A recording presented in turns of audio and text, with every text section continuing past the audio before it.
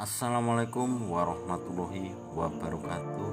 Selamat siang, selamat berjumpa kembali bersama saya Bang Panggi. Siang hari ini saya akan menceritakan sedikit tentang Sabto Palon dan Noyo Genggong yang dikenal sebagai Punokawan atau abdi di masa terakhir Kerajaan Majapahit. Mereka adalah pengayom Prabu Brawijaya yang kelima. Keduanya menjadi saksi proses Wawan Sabto antara Prabu Brawijaya V dan para wali songo yang dimotori Sunan Kalijogo. Saat itu Prabu Brawijaya V berhasil dipengaruhi oleh para wali songo hingga akhirnya memeluk agama Islam. Hal ini menyebabkan Kerajaan Majapahit mengalami kekalahan dalam serangan grebek dari Sultan Demak. Padahal Raden Patah adalah putra Prabu Brawijaya kelima sendiri dari hubungan dengan wanita berdarah Tionghoa dari Champa atau Kamboja.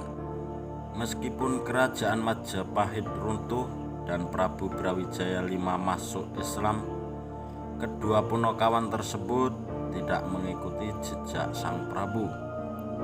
Mereka meninggalkan Sang Prabu demi meneguhkan keyakinan dan tradisi yang sudah dipegang lama. Bahkan mereka berjanji akan kembali sesudah 500 tahun setelah runtuhnya Kerajaan Majapahit. Dikisahkan sesudah wafatnya Sang Prabu Brawijaya kelima, Sultan Kerajaan Demak yaitu Raden Patah dan Sunan Kalijaga mendengar suara gaib yang berbunyi, "Habislah cinta kasihku kepada anak, walaupun telah mati wujudku, tetapi ingatlah, besok kalau ada agama kafruh, saat itu akan kubalas."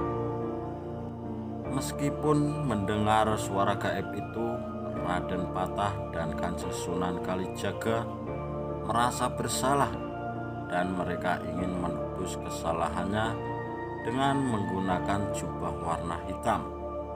Mereka juga menggunakan penutup kepala berwarna pulung. Di kemudian hari, Sunan Kalijaga mendapat petunjuk dari Yang Maha Kuasa mengenai ilmu sejatining urip, yaitu ilmu yang berproses pada diri sendiri untuk mengetahui apa itu sejatinya hidup. Ilmu sejatining urip mengajarkan bahwa dalam diri setiap manusia yang menggerakkan kehendak sehingga keluar berupa ucapan atau sabda. Ilmu inilah dulunya masih dipertahankan oleh Sabto Palon dan Noyo Genggong yang dikenal dengan agama Budi. Demi keyakinan ini juga, kedua Punokawan ini rela meninggalkan pengabdian mereka kepada Prabu Jaya yang kelima. Sabto Palon dan Noyo Genggong juga meninggalkan sejumlah ramalan.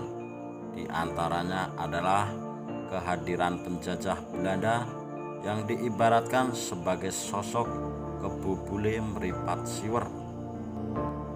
Ramalan ini terrealisasi dengan datangnya Belanda pada tahun 1602 yang dipelopori oleh Cornelis de Houtman yang kemudian menjajah Indonesia secara keseluruhan selama 3,5 abad.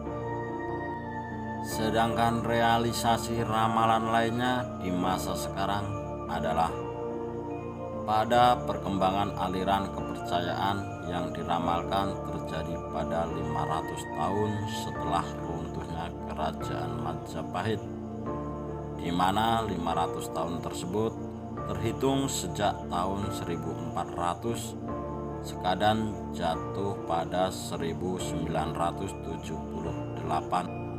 Saat itu tepat pada tanggal 10 November, Badan Penghayat Ketuhanan Yang Maha Esa yang didirikan oleh Dr. Andes Sutadi yang merupakan bentuk perkembangan dari ajaran Laskar Gerilya yang berada di Yogyakarta bawahan asuhan Raden Aliman.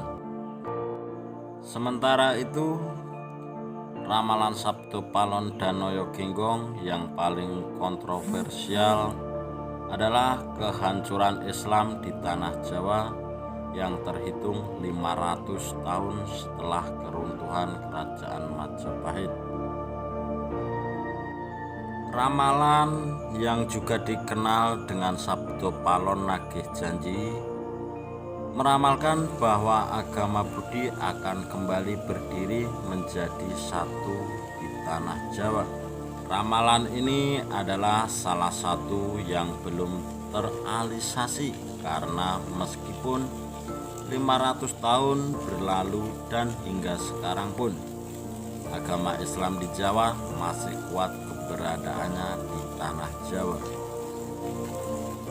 Oh ya guys, cukup sekian aja ya cerita-cerita pendek dari saya.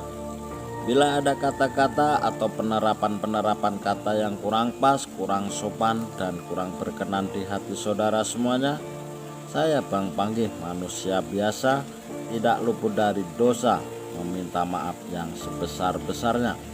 Akhir kata dari saya, Assalamualaikum warahmatullahi wabarakatuh.